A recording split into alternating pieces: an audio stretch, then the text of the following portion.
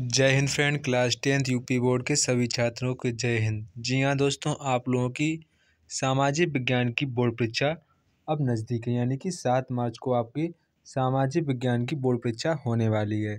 इसलिए हम आप लोगों के लिए बोर्ड परीक्षा के लिए very very important sample paper है, जिसे आप पढ़कर लगभग आप 60+ का स्कोर जरूर कर पाएंगे। तो यहाँ पर आपको सबसे पहली बात ये बताएंगे आपको लॉन्ग आंसर किस प्रकार से लिखें, ताकि आपका जो एग्जामिनर कॉपी चेक कर रहा है वो आपको पूरे मार्क्स दे। और साथ में आपको ये भी बताएंगे आप शॉर्ट आंसर कितने पेज का लिखें, और अपनी मैप किस प्रकार से भरें, और अपनी आप कॉपी किस प्रकार से भरें, ताकि आपका जो कॉपी चेक कर रहा है एग्जामिनर वो आपको पूरे नंबर दे। तो यहाँ पर इन सभी प्रश्नों के उत्तर आपको अपने सभी क्वेश्चन के साथ मैं क्वेश्चन बताऊँगा, उसी के साथ उसका मैं हल भी बताऊंगा किस प्रकार से वहाँ पर आपको कॉपी लिखनी है। सारा कुछ आपको वीडियो में बताया जाएगा। तो यहाँ पर आप सबसे पहले अपने जब बोर्ड परीक्षा की परीक्षा देने जाएंगे तो यहाँ पर आपको सबसे मोस्ट इम्पॉर्टेंट बात ध्यान रखनी है, आपको अपने पेन, आइडेंटिटी कार्ड, फ़ोटो, आधार कार्ड ज़रूर ले जानी है। ठीक है, ले जानी है। इसके बाद अपने आप साथ में यहाँ पर ब्लू या ब्लैक बाल पे ज़रूर ले जाना होगा। इसके बाद आप लोगों को यहाँ पर अब जब बोर्ड परीक्षा में आपको कॉपी दी जाएगी, आपको साथ में आप प्लस में OMR शीट भी दी जाएगी। ठीक है, तो यहाँ पर सबसे पहले आप अपनी OMR शीट जो आपकी होगी उसे आप भर लेंगे, बाकायदा डॉट पेन से भरेंगे। इसीलिए मैंने बोला आपको साथ में नीले या बॉल पेन ले जाना, तो आप उसे यहाँ पर भर देंगे। नाम वगैरह जो कुछ पूछा जाएगा उसे आप भर देंगे। ठीक है, इसके बाद आपको क्या करना होगा, आप अपने जब तक आपको 15 मिनट का समय दिया जाएगा तब तक आपने बोर्ड परीक्षा की जो कॉपी जिसमें आपको आंसर लिखने हैं वो आप बाकायदा तरीके से भर लेंगे और सभी पेजों में इस प्रकार से लाइनिंग कर लेंगे। ठीक है, इसके बाद आपको क्या करना होगा, आप अपनी परीक्षा में सबसे पहले किस प्रकार से लिखेंगे, मतलब कि आपको सबसे पहले जो लाइनिंग आपने अंदर की होंगी इस प्रकार से, वहाँ पर आप प्रश्न संख्या डालेंगे 1, ऐसे 1 2 3 जो कुछ प्रश्न होगा उधर इधर लिखेंगे उत्तर। इस प्रकार से आपको लिखना होगा। ठीक है, और साथ में और हम बातों को बताते जाएंगे। तो यहाँ पर सबसे पहले जो आपके सामने सैम्पल पेपर दिख रहा है, इसके हम लोग पहले MCQ करेंगे, क्योंकि ये MCQ आपकी परीक्षा के लिए बेहद इम्पॉर्टेंट है। तो यहाँ पर जैसा कि आपके सामने पहला प्रश्न यहाँ पर है, निम्नलिखित विकल्पों में से सही विकल्प चुनकर अपनी उत्तर पुस्तिका में लिखिए। मतलब कि आपकी अपनी OMR शीट पर लिखना होगा। जैसा कि यहाँ पर जो हमारा पहला प्रश्न है, राष्ट्रवाद के विकास में निम्नलिखित में से कौन सा तत्व सहायक रहा। तो यहाँ पर जो हमारा इसका राष्ट्रवाद में जो कौन सा तत्व सहायक रहा, तो हमारा पुनर्जागरण भी रहा है, धर्म सुधार आंदोलन भी, फ्रांसीसी क्रांति भी। तो यहाँ पर हमारा सही जवाब क्या होगा, ये सभी। आंसर क्या होगा, ये सभी। इसके बाद क्वेश्चन नंबर 2 यहाँ पर कह रहा है कि क्वेश्चन नंबर 2, सविनय अवज्ञा आंदोलन में महात्मा गांधी ने नमक को अत्यधिक महत्व क्यों दिया। तो यहाँ पर हमारा इसका सही जवाब हो जाएगा, नमक का प्रयोग अमीर अमीर दोनों लोग करते हैं, इसलिए ये भी सही ऑप्शन है। ये भोजन में अभिन्न हिस्सा ये भी है। नमक तैयार करने की सरकार का अधिकार था, उपरोक्त सभी। तो यहाँ पर हमारा आंसर क्या हो जाएगा, उपरोक्त सभी। यहाँ पर हमारा इसका आंसर हो जाएगा। इसके बाद क्वेश्चन नंबर 3 यहाँ पर कह रहा है कि स्पिनिंग जेनी आविष्कार किसने किया था। तो यहाँ पर पूछ रहा है स्पिनिंग जेनी का आविष्कार किसने किया था। तो यहाँ पर जो हमारा इसका राइट जवाब हो जाएगा वो हो जाएगा option number B, James Hargreaves ने। किसने किया था, जेम्स हारग्रीव्स जी ने स्पिनिंग जेनी का आविष्कार किया था। इसके बाद क्वेश्चन नंबर 4 कह रहा है, रॉलेट एक्ट कब पारित हुआ था। तो यहाँ पर हमारा इसका सही जवाब होगा सन 1919 में। कब हुआ था, सन 1919 में। क्वेश्चन नंबर 5 यहाँ पर कह रहा है फ्रांस की क्रांति कब हुई थी। यहाँ पूछा फ्रांस की क्रांति कब हुई थी। तो यहाँ पर हमारा इसका सही जवाब होगा 1789 ईस्वी में। ऑप्शन नंबर बी वाला यहाँ पर हमारा इसका सही जवाब होगा। इसके बाद क्वेश्चन नंबर 6 कह रहा है प्रथम विश्व युद्ध कब प्रारंभ हुआ था। तो यहाँ पर हमारा इसका सही जवाब होगा ऑप्शन नंबर सी, 1914 में प्रथम विश्व युद्ध प्रारंभ हुआ था। इसके बाद क्वेश्चन नंबर 7 यहाँ पर है, चीन से इटली में वुड ब्लॉक वाली छपाई की तकनीकी लेकर आया था। मतलब कि चीन से जो इटली में वुड ब्लॉक छपाई तकनीकी कौन लेकर आया था। तो यहाँ पर जो हमारा इसका सही जवाब होगा मार्को पोलो। कौन होगा, मार्को पोलो। इसके बाद हम बढ़ते हैं अपने नेक्स्ट क्वेश्चन की ओर, क्वेश्चन नंबर 8। तो क्वेश्चन नंबर 8 यहाँ पर कह रहा है भारतीय संविधान की 8वीं अनुसूची में कितनी भाषाओं का समावेश है। तो यहाँ पर जो हमारा इसका राइट आंसर होगा वो होगा ऑप्शन नंबर बी 22। कितनी भाषाओं का समावेश है? 22 भाषाओं का समावेश है। इसके बाद क्वेश्चन नंबर 9 यहाँ पर कह रहा है निम्नलिखित में से जनमत निर्माण में महत्वपूर्ण भूमिका निभाते हैं। तो यहाँ पर हमारा इसका राइट आंसर होगा राजनीतिक दल। क्या होगा? राजनीतिक दल। इसके बाद क्वेश्चन नंबर 10 निम्नलिखित में से कौन सा उद्योग चूना पत्थर को कच्चे माल के रूप में उपयुक्त करता है यानी कि प्रयुक्त करता है? तो यहाँ पर हमारा इसका राइट आंसर क्या होगा? Option number C cement. क्या होगा? सीमेंट यहाँ पर हमारा इसका राइट आंसर होगा।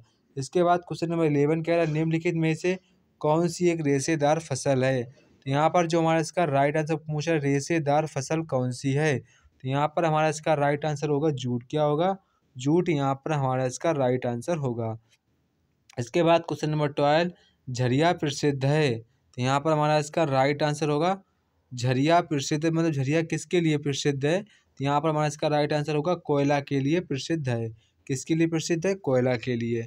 इसके बाद क्वेश्चन नंबर 13 यहाँ पर कह रहा है निम्नलिखित में से कौन सा पत्तन या बंदरगाह देश के पूर्वी तट पर स्थित है? तो यहाँ पर हमारा इसका राइट आंसर होगा विशाखापट्टनम। क्या होगा? विशाखापट्टनम यहाँ पर हमारा इसका राइट आंसर होगा विशाखापट्टनम। ठीक है, ठीक है। इसके बाद क्वेश्चन नंबर 12 यहाँ पर कह रहा है कि सलाल बांध किस नदी पर बना है? क्वेश्चन नंबर 12 कह रहा है सलाल बांध किस नदी पर बना है? तो किस नदी पर बना? चिनाब नदी पर हमारा सलाल बांध बना है। इसके बाद क्वेश्चन 15 कह रहा है निम्नलिखित में से धात्विक खनिज का उदाहरण है। तो यहाँ पर हमारा क्या आंसर हो जाएगा? लौह एक्स। क्या हो जाएगा? लौह एक्स हमारा धात्विक खनिज का उदाहरण है। तो ऑप्शन नंबर बी वाला हमारा सही जवाब हो जाएगा। इसके बाद क्वेश्चन नंबर 16 कह रहा है कि सुंदरवन राष्ट्रीय पार्क किस राज्य में स्थित है? तो यहाँ पर हमारा राइट आंसर हो जाएगा पश्चिम बंगाल। कहाँ पर स्थित है? पश्चिम बंगाल। भारत में राष्ट्रीय उपभोक्ता दिवस कब बनाया जाता है? तो यहाँ पर हमारा इसका राइट आंसर होगा 24 दिसंबर को हमारा राष्ट्रीय उपभोक्ता दिवस बनाया जाता है। इसके बाद क्वेश्चन नंबर 18 यहाँ पर कह रहा है कि वैश्वीकरण में आर्थिक सर्वाधिक लाभान्वित हुए, मतलब कि वैश्वीकरण में सर्वाधिक कौन से लोग लाभान्वित हुए हैं? तो यहाँ पर हमारा इसका राइट आंसर होगा ऑप्शन नंबर सी धनी वर्ग के उपभोक्ता, यानी कि ऑप्शन नंबर सी वाला हमारा करेक्ट आंसर होगा। इसके बाद क्वेश्चन नंबर 19 यहाँ पर कह रहा है एक वस्तु का अधिकांशतः प्राकृतिक प्रक्रिया से उत्पादन कहा जाता है। तो यहाँ पर हमारा जो इसका राइट आंसर होगा वो होगा प्राथमिक क्षेत्र। क्या होगा? प्राथमिक क्षेत्रक। यहाँ पर हमारा इसका राइट आंसर होगा प्राथमिक क्षेत्रक। ठीक है। इसके बाद क्वेश्चन नंबर 20 यहाँ पर कह रहा है निम्नलिखित में से उत्पादन का साधन है। तो यहाँ पर हमारा इसका राइट आंसर हो जाएगा ऑप्शन नंबर ए पूंजी। क्या हो जाएगा? उत्पादन का साधन क्या है? पूंजी। ठीक है, ये हमारे एमसीक्यू हो गए। अब आप इसे OMR शीट पर परीक्षा में भरेंगे। ठीक है, अब आप अपनी कॉपी खोलेंगे जिस पर आपने लाइनिंग की थी, अच्छे तरीके से लाइनिंग कर ली होंगी। तो यहाँ पर सबसे पहले आपको वर्णनात्मक प्रश्न करने, कौन से प्रश्न करने होंगे? वर्णनात्मक प्रश्न, यानी कि शॉर्ट आंसर आपको करने होंगे। क्या करने होंगे? शॉर्ट आंसर आपको करने होंगे। ठीक है, तो यहाँ पर सबसे पहले अपनी बोर्ड परीक्षा की कॉपी खोलेंगे। ऐसी आपकी बोर्ड परीक्षा की कॉपी है, ये आपने यहाँ पर साइड में ऐसी लाइनिंग कर रखी होंगी। ठीक है, इससे पहले मैंने 2 वीडियो अपलोड कर दिए जिनको आप देख सकते हैं। ठीक है, इसके बाद आप लोगों ने अपनी कॉपी आपने बना ली होगी, यहाँ पर आपने लाइनिंग कर ली होगी, इधर भी कर ली। ठीक है, तो यहाँ पर आप लोग अपनी कॉपी बनाएंगे। जब आपने कॉपी यहाँ पर, जैसे कि यहाँ पर आपने ये कॉपी बनाई है, ठीक है, ये कॉपी बन गई। ठीक है, तो यहाँ पर आप लिखेंगे प्रश्न संख्या नंबर खंड बा प्रश्न नंबर 1 डालेंगे। ठीक है, नीचे अंडरलाइन करेंगे। फिर आपको बात ध्यान रखनी है, आपको शॉर्ट या लॉन्ग आंसर विदाउट हेडिंग नहीं लिखना। आप हेडिंग डालकर ही, लेकिन जितनी अधिक आप हेडिंग डालेंगे उतने आपको अधिक नंबर मिलेंगे। ठीक है, तो यहाँ पर जैसे कि मुझे जर्मनी का एकीकरण, तो यहाँ पर हेडिंग का डालेंगे जर्मनी का एकीकरण, तो यहाँ पर हेडिंग डालेंगे प्रश्न नंबर 1 में जर्मनी का एकीकरण, फिर आप उसके हेडिंग लिख देंगे। ऐसे लिखेंगे, ऐसे आपको लॉन्ग आंसर लिखना है। साथ में आपको प्रश्न संख्या नंबर बीच में डालेंगे, उत्तर साइड में लिखना होगा। इस प्रकार से आपको कॉपी में लिखना है, तो आपको पूरे नंबर मिलेंगे। जैसा कि यहाँ पर हमारा क्वेश्चन कह रहा है, क्वेश्चन नंबर 1 जर्मनी का एकीकरण कब और कैसे हुआ। ठीक है, तो यहाँ पर आपको आंसर लिखना है, हेडिंग का डालेंगे जर्मनी का एकीकरण, उसके बारे में आप लिखना चालू कर देंगे। ठीक है, इसके बाद क्वेश्चन नंबर अथवा में कह रहा है कि मुद्रण संस्कृति में भारत में राष्ट्रवाद विकास में क्या मदद की। यहाँ पर आपको पूछा है मुद्रण संस्कृति ने भारत में राष्ट्रवाद के विकास में क्या मदद की। इसके बाद क्वेश्चन नंबर 2 कह रहा है भाषाई आधार पर राज्य का निर्माण कैसे किया गया था। अथवा में कह रहा है कि भारत में राजनीतिक क्षमता के विकेंद्रीकरण के पीछे क्या मूल सोच थी। तो ये क्वेश्चन हमारा वेरी वेरी इंपॉर्टेंट है। इन दोनों क्वेश्चन को आज ही अपनी कॉपी से तैयार करेंगे। इन दोनों क्वेश्चनों को वेरी वेरी इंपॉर्टेंट क्वेश्चन है, इनको आपको आज ही अपनी कॉपी से तैयार करना होगा।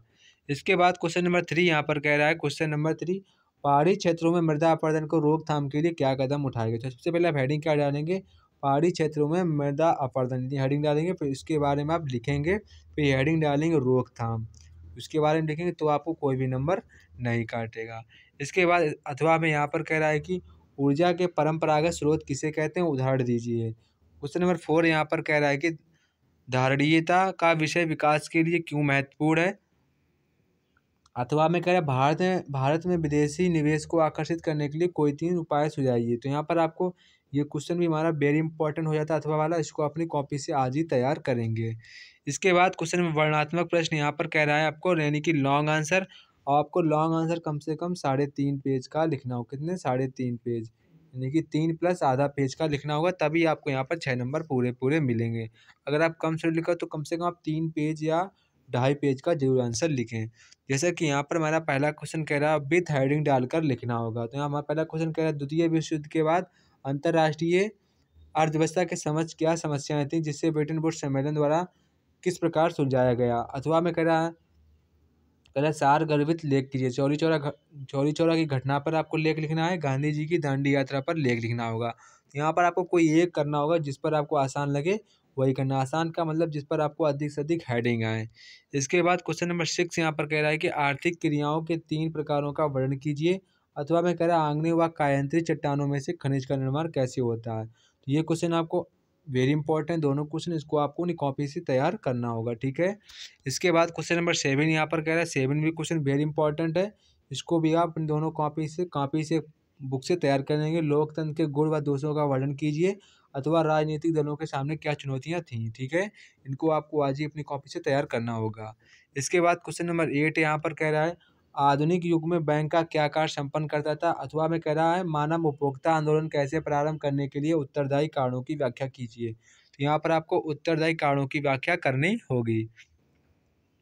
इसके बाद मानचित्र में आपको क्या करना है, मानचित्र में आपको यहाँ पर मैपिंग करनी है। तो यहाँ पर आपको बोर्ड परीक्षा में 2 मैप दिए देंगे, तो आप अलग अलग भरेंगे। अगर आपको एक ही मैप दिया जाता है तो अपने आप मैपिंग एक ही बुक से करें, एक ही मैप में भरेंगे। तो यहाँ पर आपको मैप पे क्वेश्चन देख लेंगे किस प्रकार से आपकी परीक्षा में क्वेश्चन पूछे जा रहे हैं। तो जैसा कि यहाँ पर हमारा पहला क्वेश्चन पूछ रहे, वह स्थान जहाँ पर सितंबर 1920 में कांग्रेस का अधिवेशन हुआ था, ये क्वेश्चन है। इसका क्वेश्चन नंबर 2 कह रहा है, वह स्थान जहाँ जालियांवाला बाग हत्याकांड हुआ था, तो कहाँ पर हुआ था, अमृतसर में। इसके क्वेश्चन नंबर 2 का वह स्थान जहाँ 1919 में कांग्रेस का अधिवेशन हुआ था, लाहौर में।